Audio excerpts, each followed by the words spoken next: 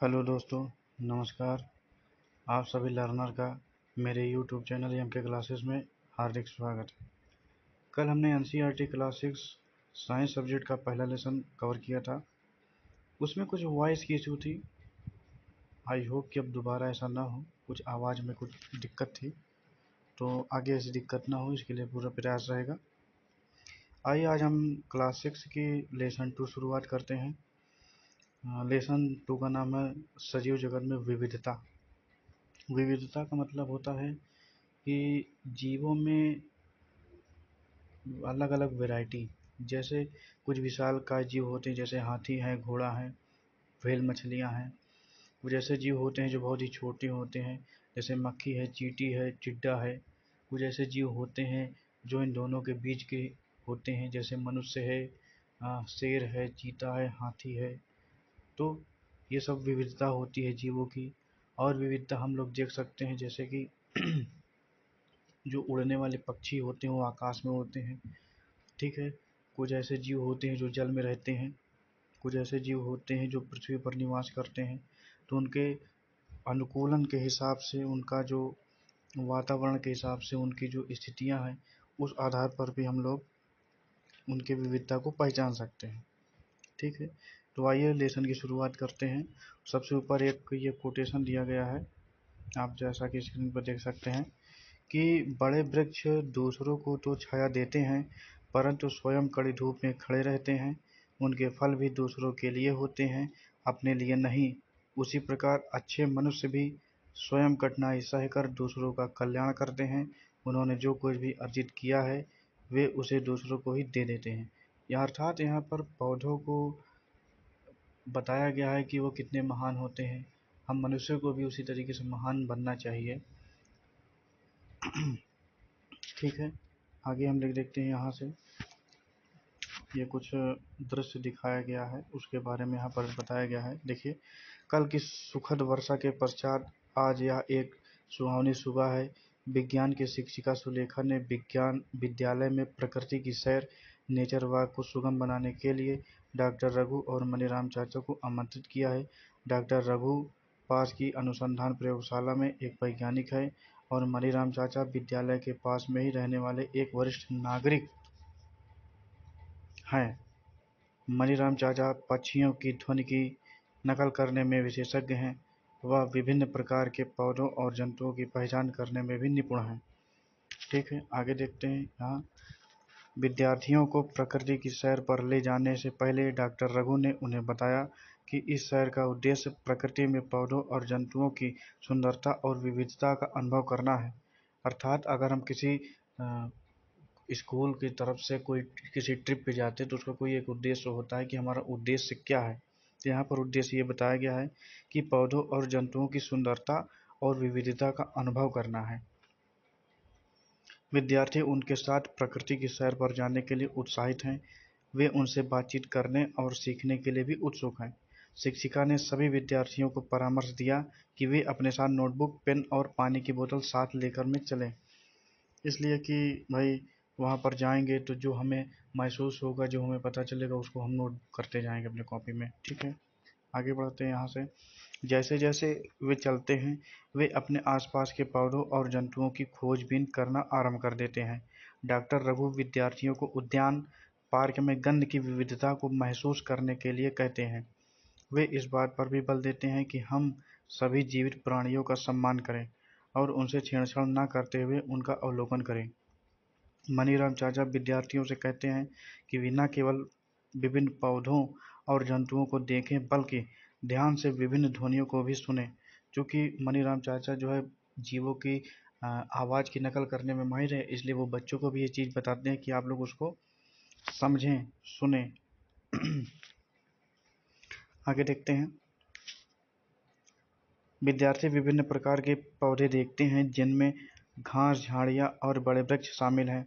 वे वृक्षों की शाखाओं पर बैठे विभिन्न प्रकार के पक्षियों, एक फूल से दूसरे फूल पर मंडराती तितलियों और एक वृक्ष से दूसरे वृक्ष पर कूदते बंदरों का भी अवलोकन करते हैं।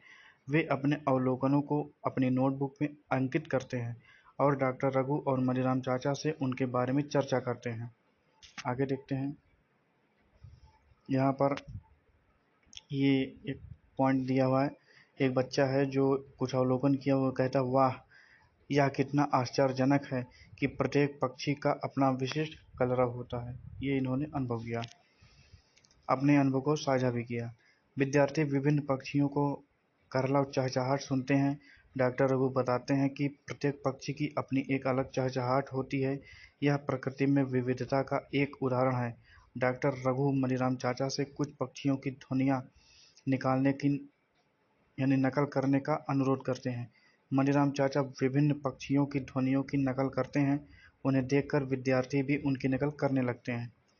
क्या आपने कभी अपने आसपास विद्यमान विभिन्न प्रकार के पौधों और जंतुओं का अवलोकन किया है? ये आपसे प्रश्न पूछा जा रहा है कि आपके अंदर भी ऐसी उत्सुकता हुई कि आपने भी ऐसा किया हो, कभी पौधों और जंतुओं का अवलोकन किया हो। आगे देखते हैं, क्या आपने कभी अपने आसपास विद्यमान विभिन्न प्रकार के पौधों और जंतुओं का अवलोकन किया है? यह भी एक प्रश्न पूछा जा रहा है कि क्या आपने अभी कैसा कोई एक्टिविटी की है। अपने अवलोकनों को अपने मित्रों और शिक्षक के साथ साझा कीजिए और उन पर चर्चा कीजिए। अब यहाँ पर अगला पॉइंट दिया गया है कि हमारे आसपास के पौधों और जंतुओं में विविधता, यानी कि उनकी जो वैरायटी है उनके बारे में बात करनी है। ठीक, आगे देखते हैं। यहाँ पर कुछ पॉइंट दिए गए हैं, आप लोग इसको देख सकते हैं, इसके स्टार्ट करके पढ़ भी सकते हैं। यहाँ पर कुछ पत्तियों के बारे में विश्लेषण दिया गया है। कुछ पौधों की विभिन्न विशेषताओं के उदाहरण देखते हैं। यहाँ पर दिया गया है, देखिए 3 पॉइंट दिए गए हैं, देख लेते हैं। आप भूमि पर गिरे हुए अलग अलग प्रकार के पत्तों या फूलों को एकत्रित करके एक स्क्रैप बुक बना सकते हैं। ये तो आपके लिए एक्टिविटी है। प्रकृति में पौधों और जंतुओं के साथ छेड़छाड़ न करें, उनका ध्यान रखें। सुनिश्चित करें कि आप उद्यान में फूल पत्ती न तोड़ें। ठीक, विभिन्न पौधों में तने, पत्तियों, फूलों और किसी भी अन्य रोचक जानकारी के बारे में किए गए अवलोकन को तालिका 2.1 में दिए गए रिक्त स्थानों में अंकित करें। आपके लिए 2.1 तालिका में कुछ उदाहरण दिए गए हैं।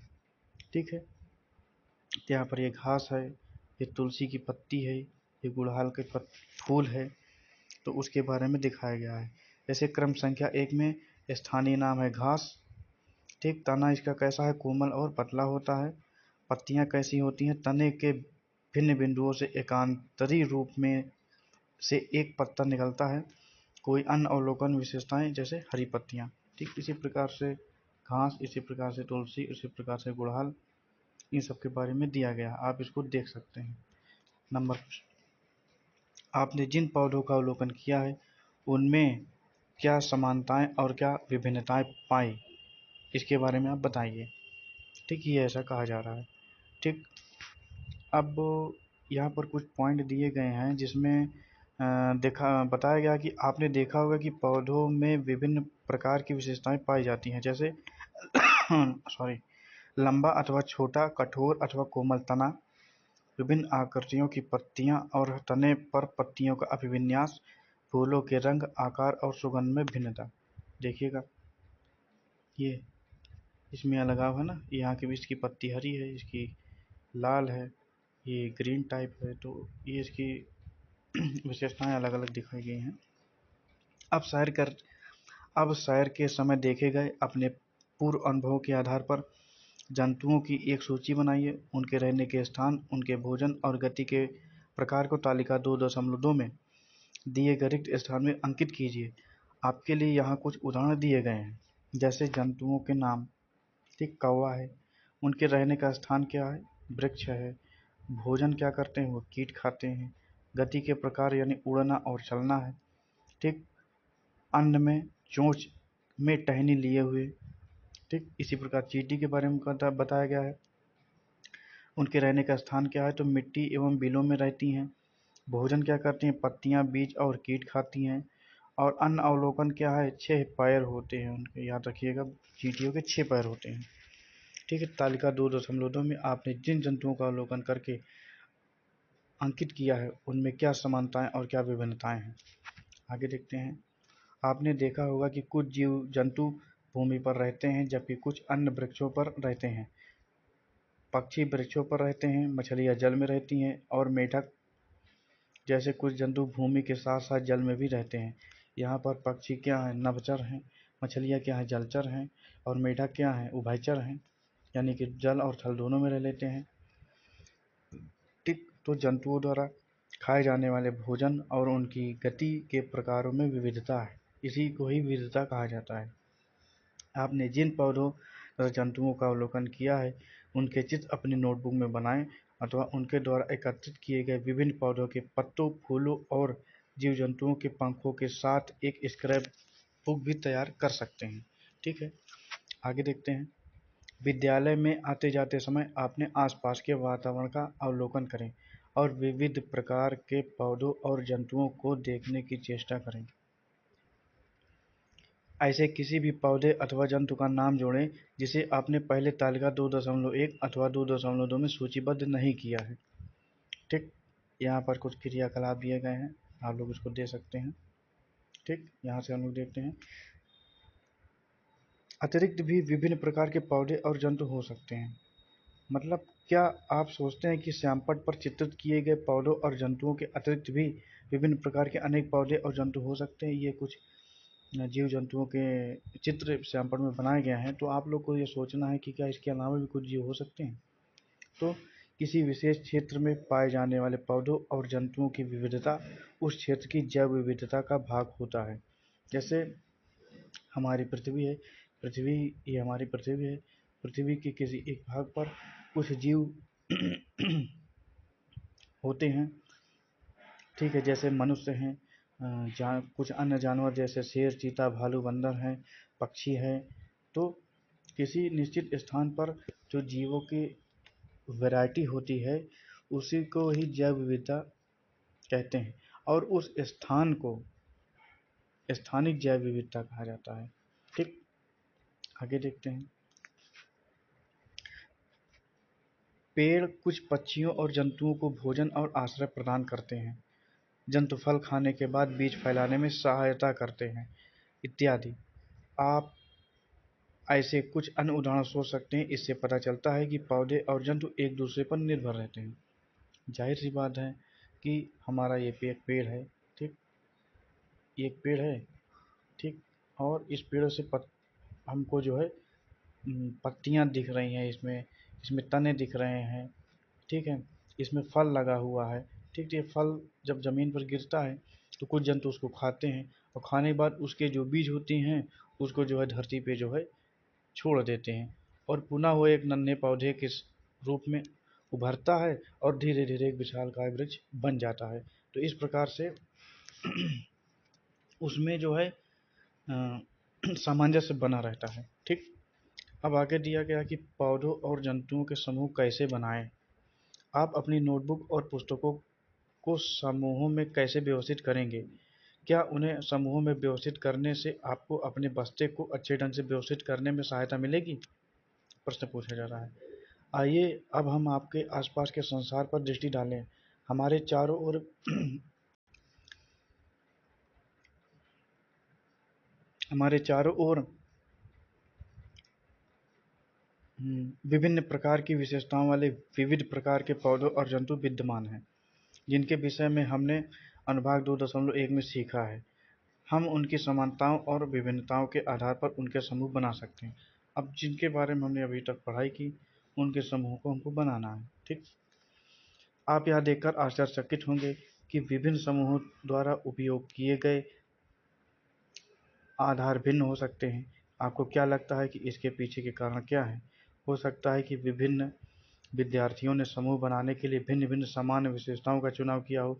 उदाहरण के लिए कुछ विद्यार्थियों ने पौधों की ऊंचाई को समूह बनाने के आधार पर के आधार के रूप में चुना हो, जबकि हो सकता है कि अन्य ने पौधों के समूह बनाने के लिए फूलों की उपस्थिति अथवा अनुपस्थिति को आधार के रूप में चुना हो।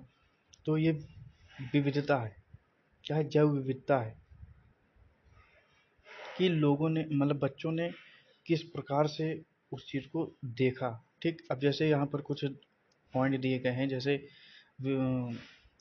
कि फूलों की उपस्थिति या अनुपस्थिति के आधार पर उन्होंने बांट दिया। किसी ने कोमल और कठोर तना के आधार पर उसको बांट दिया।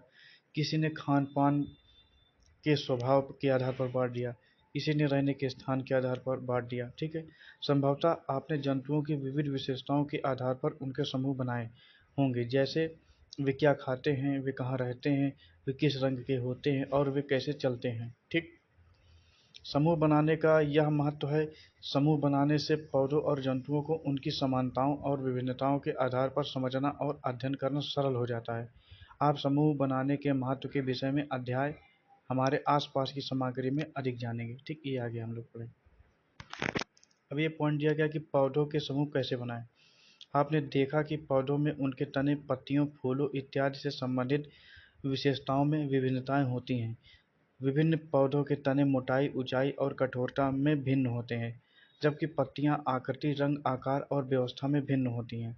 आपने पिछले क्रियाकलाप 2.3 में पौधों की उपर्युक्त किसी एक विशेषता के आधार पर पौधों का समूह बनाने का प्रयास किया।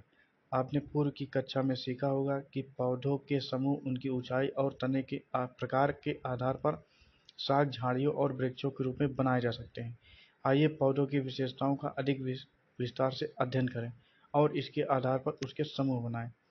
जाहिर सी बात है, कुछ पौधों की पत्तियां ऐसी होती हैं जो गोल होती हैं, कुछ की लंबाकार होती हैं, कुछ में उनमें जालिका स्वरूपी शिराविन्यास होता है, कुछ में समांतर शिराविन्यास होता है।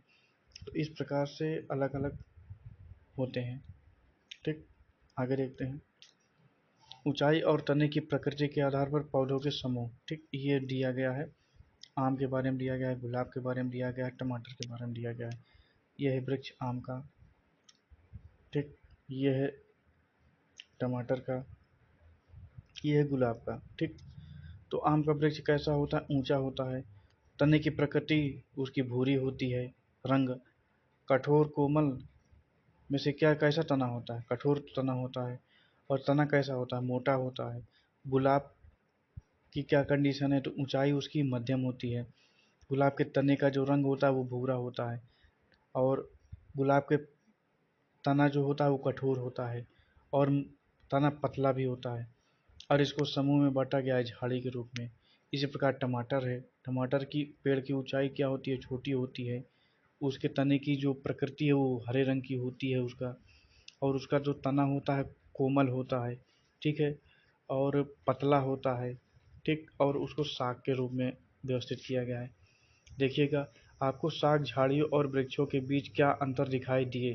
तालिका 2.3 में दी गई जानकारी के आधार पर हम पौधों के समूह शाक, झाड़ी और वृक्ष के रूप में कैसे बना सकते हैं? कुछ पौधे बहुत ऊंचे होते हैं और उनके तने मोटे, कठोर, भूरे और काष्ठीय लकड़ी जैसे होते हैं। उनकी शाखाएं भूमि से दूर तने की ऊंचाई से निकलना आरंभ होती है। ऐसे पौधों को वृक्ष कहा जाता है। ये है आम का वृक्ष।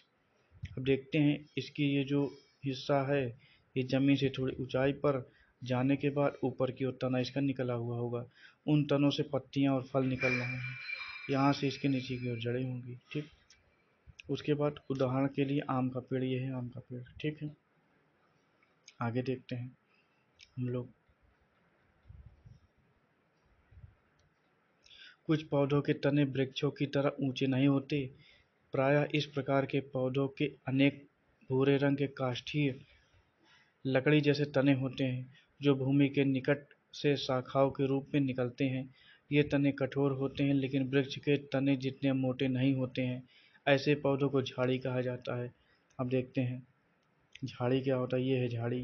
जैसे गुलाब का पेड़ बहुत ही अधिक ऊंचाई, यानी धरती के बहुत अधिक ऊंचाई में जाने के बाद नहीं, इसके ही पास, धरती के पास से ही उसके तने निकलने शुरू हो जाते हैं। ठीक है, इसी को झाड़ी कहा जाता है। ठीक है, आगे देखते हैं।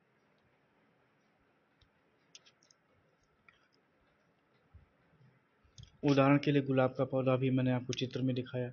आगे बढ़ते हैं। कुछ पौधे आकार में छोटे होते हैं और उनके तने कोमल और हरे होते हैं। इन्हें साग कहा जाता है। उदाहरण के लिए टमाटर का पौधा हम लोग ये देख सकते हैं कि टमाटर का पौधा कैसा होता है, ये देख लीजिए। ठीक है, ये इसमें दिखाया गया है। ठीक, कुछ पौधों के तने दुर्बल होते हैं और उनको ऊपर चढ़ने और बढ़ने के लिए सहारे की आवश्यकता होती है। इन्हें आरोही लता या क्लाइंबर कहा जाता है। इनके जो तने होते हैं बहुत ही मुलायम होते हैं। इनको अगर बढ़ना है तो किसी न किसी सहारे की ज़रूर आवश्यकता होती है। जैसे उदाहरण के लिए हम लोग ले सकते हैं, आप लोग नेनुआ खाते होंगे, एक सब्जी होती है उसको नेनुआ बोला जाता है। तो उसकी जड़ें तो धरती पे ही होती हैं, लेकिन उसको बढ़ने के लिए जो है किसी सहारे की आवश्यकता होती है, इसे ऊपर की ओर होता चला जाता है, ऊपर की ओर बढ़ता चला जाता है। ठीक है, ऐसा होता है। आगे देखते हैं, कुछ पौधे भूमि की सतह पर फैलकर बढ़ते हैं, उनको विसर्पी लता कहते हैं। अंग्रेजी में उसको क्रीपर कहते हैं। जैसे हमारी धरती है, इसकी जड़ें हैं और यही धरती में ऐसे ऐसे फैलती रहती हैं, यानी ऊपर नहीं बढ़ पाती, बस ऐसे ही यही ज़मीन के से टच हुए थे वो बढ़ती रहती हैं। इनको विसर्पी लता बोलते हैं। ठीक है, इसके कुछ उदाहरण ये हो सकते हैं कि जैसे हम लोग तरबूज खाते हैं, खरबूज खाते हैं, तो ये सभी क्या उदाहरण हैं, विसर्पी लता के उदाहरण हैं। ठीक, आगे देखते हैं, ऐसी कौन सी अन्य विशेषताएं हो सकती हैं जिनके आधार पर आप पौधों के विभिन्न समूह बना सकते हैं। आइए एक और क्रियाकलाप के माध्यम से जानने का प्रयास करें। ये दिखाई दे रहा है। ठीक, क्रियाकलाप। अब हम यहाँ पर पत्तियों का अवलोकन करेंगे, पत्तियों के विषय में चर्चा करेंगे।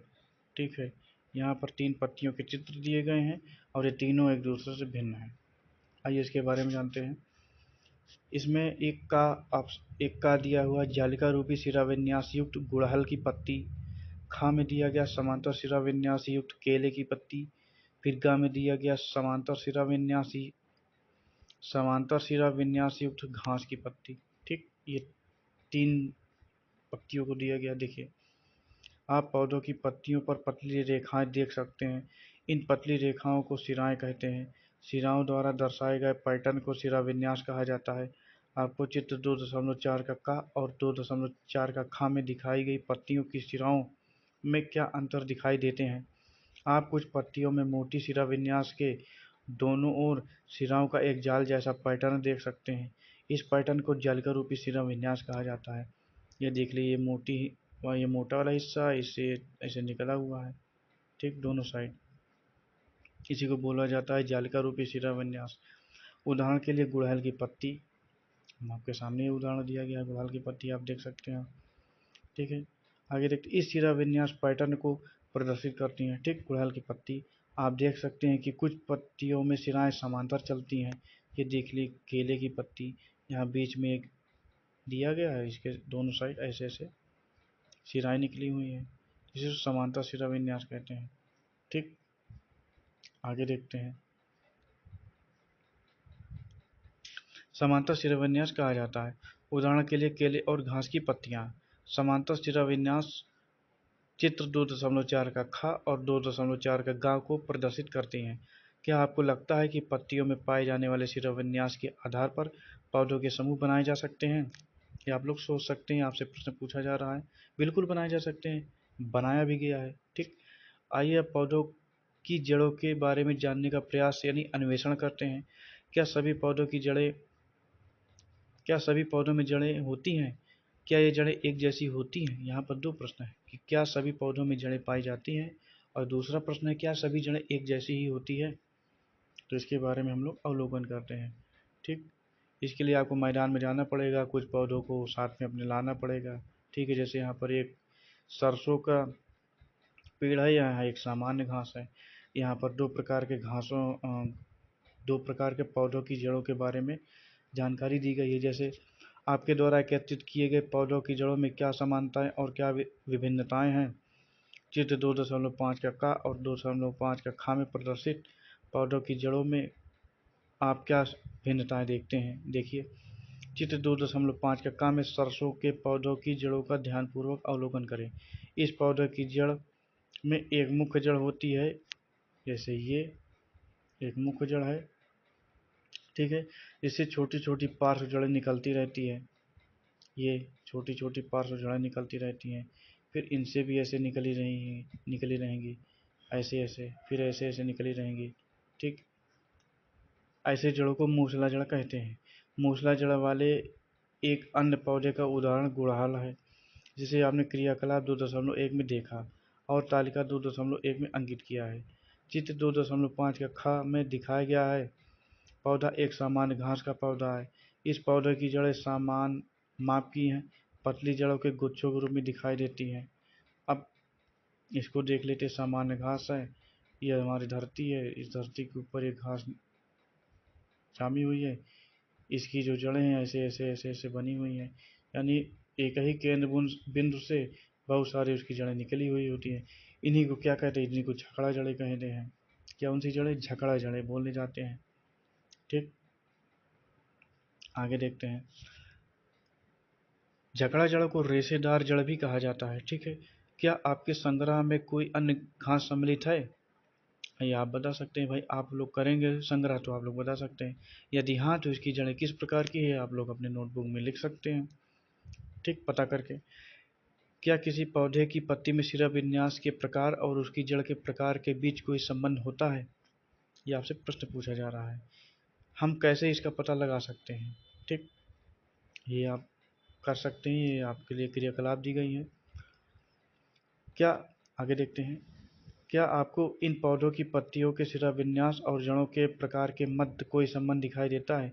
सदाबहार के पौधों में मूसला जड़ें और पत्तियों में जालिका रूपी शिरा विन्यास होता है। यह जानने की कोशिश करें कि क्या जालिका रूपी शिरा विन्यास वाले अन्य पौधों में भी मूसला जड़ें होती हैं। दूसरी ओर लेमन घास के पौधों में झगड़ा जड़ें और पत्तियों में समांतर शिरा विन्यास होता है। क्या अन्य पौधे जिनमें समांतर शिरा विन्यास होता है उनमें भी जकड़ा जड़ें होती हैं? सामान्यतः जिन पौधों में जालिका रूपी शिरा विन्यास होता है उनमें मूसला जड़ें होती हैं। याद रखिएगा, सामान्यतः जिन पौधों में जालिका रूपी शिरा विन्यास होता है उनमें मूसला जड़ें होती हैं, जबकि जिनमें समांतर शिरा विन्यास होता है उनमें जकड़ा जड़ें होती है। बहुत ही इंपॉर्टेंट पॉइंट। आगे देखते हैं। चने का पौधा मूसला जड़ और पत्तियों में जालिका रूपी शिरा विन्यास का एक और उदाहरण है। गेहूं का पौधा झगड़ा जड़ें और पत्तियों में समांतर शिरा विन्यास का उदाहरण है। ये उदाहरण भी बहुत ही इंपॉर्टेंट है। ठीक है, आगे देखते हैं।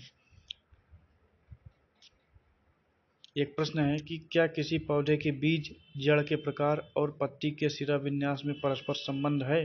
क्या सभी बीज एक जैसे होते हैं? यहाँ पर बीजों का अवलोकन करिए। दो प्रकार के बीज दिखाए गए हैं। ठीक, दो प्रकार के बीज कैसे कैसे हैं?